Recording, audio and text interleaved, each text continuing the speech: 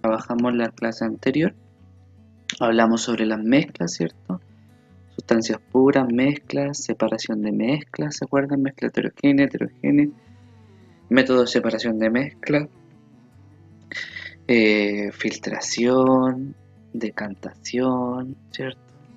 Destilación, y había una más, era la destilación.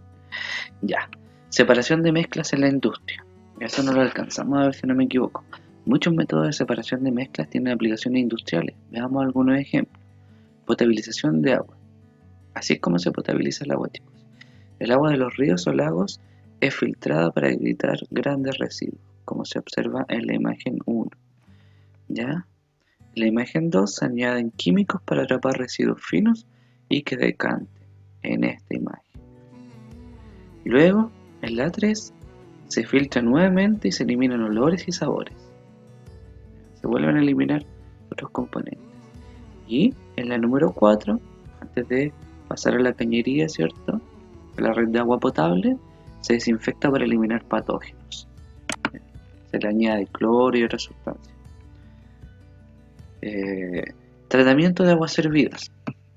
Se deja el agua en piscinas decantadoras y luego se filtra, como podemos observar en la parte 1, ¿cierto? Estas son las piscinas decantadoras. 2. Se utilizan microorganismos para eliminar la materia orgánica. Aquí en la parte 2 hay microorganismos, ¿cierto? Bacterias que se comen todo esto, materias fecales, ¿ya? Para poder, para que quede el agua para poder ser reutilizada, ¿ya? Número 3 dice, el agua queda lista para ser utilizada en regadíos, ¿ya? La destilación del petróleo también. Aquí tenemos el petróleo crudo, se calienta y genera un vapor que ingresa a la torre y asciende por ella. Así es como van obteniendo los derivados del petróleo, chiquillos. ¿Ya?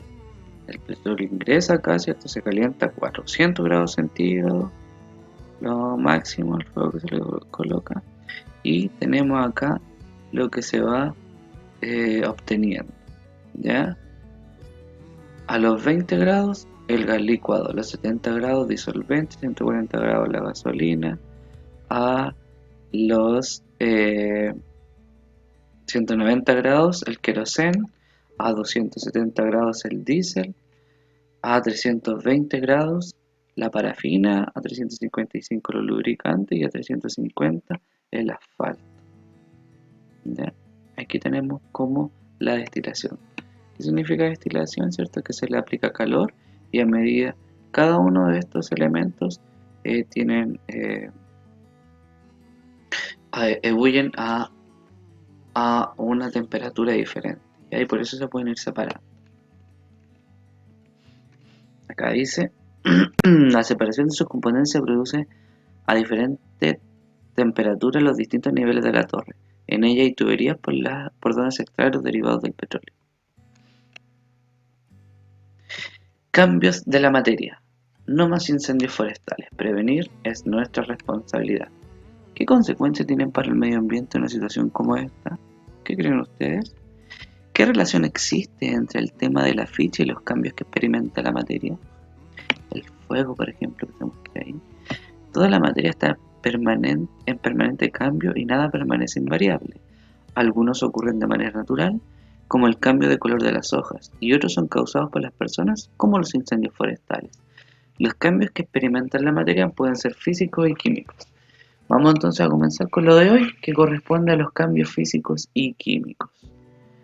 Cambios físicos. Los cambios físicos son transformaciones que alteran solo el aspecto de la materia, pero no su composición, es decir, no se producen variaciones en la naturaleza de las partículas que conforman un cuerpo objeto, sino que cambian sus posiciones, como ocurre en un cambio de estado, como por ejemplo el agua sólida, el agua líquida y el agua gaseosa, ¿cierto? Un cambio físico será siempre reversible. De sólido también puede pasar a líquido y de líquido puede pasar a sólido, ¿ya? Ejemplos de cambios físicos. Cambio de estado, transformación de la materia de un estado de agregación a otro producto de la liberación o absorción de calor. Por ejemplo, el hielo se derrite porque absorbe calor del ambiente. Dilatación térmica. Es un aumento de la longitud o el volumen de una sustancia producto de la absorción de calor. Por ejemplo, el alcohol dentro de un termómetro se dilata porque absorbe calor. Hay algunos que son de mercurio, ya los termómetros. Cambios de forma. La aplicación de fuerzas puede provocar la deformación momentánea o permanente de un objeto.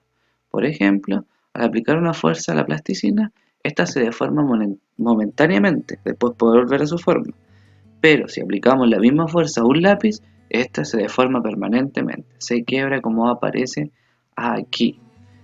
Dice, identificar cambios físicos. Menciona 3 ejemplos de cambios físicos diferentes de los anteriores y justifica cada caso. Ahí para que reflexionen un poquito. Cambios químicos. Los cambios químicos son transformaciones que se producen en la composición y en las propiedades de una o varias sustancias a partir de la cual se generan otras distintas. Generalmente podemos distinguir un cambio químico porque viene acompañado de fenómenos observables o medibles, como los siguientes ejemplos. Cambio de color, ¿ya? Como por ejemplo podemos observar ahí en las hojas cuando se acerca el otoño, justo en esta fecha. Formación de precipitado, como podemos observar, ¿cierto? En el hervidor, dentro de la resistencia que tiene el hervidor. Liberación o absorción de calor, ¿ya? Cuando encendemos un encendedor. Emisión de luz, desprendimiento de un gas o efervescencia, cuando tomamos una sal de fruta, una pastilla efervescente, ¿cierto? Y ejemplos de cambios químicos, tenemos la combustión. ¿Qué evidencia te permitiría argumentar que estos son ejemplos de cambios químicos? Estos que están acá. Combustión. ¿Es reversible la combustión o no? Un trozo de madera, si tú lo quemas, ¿después puede volver a ser ese mismo trozo de madera? No. Esa es la diferencia entre cambios químicos y físicos. Los químicos no son reversibles, la mayoría. La descomposición de una manzana, ¿ya? Tampoco puede volver a ser la misma, ¿cierto? La fermentación, ¿ya? Y la oxidación. Ustedes me dirán, la oxidación igual se puede ser reversible. La verdad es que se le puede sacar el óxido, pero no es que sea reversible, ¿ya? La fotosíntesis, que es el mecanismo por el cual se alimentan las plantas, ¿ya?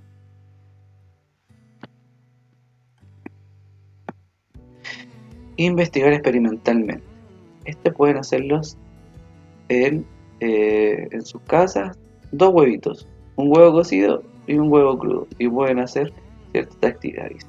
¿Qué aspectos tienen el huevo crudo y cocido? Descríbalo. ¿Qué se debe hacer para que el huevo crudo se transforme en un huevo cocido? ¿Qué transformaciones corresponden a un cambio físico o químico? ¿Qué evidencias tienen para afirmarlo? Esa transformación corresponde a un cambio físico o químico.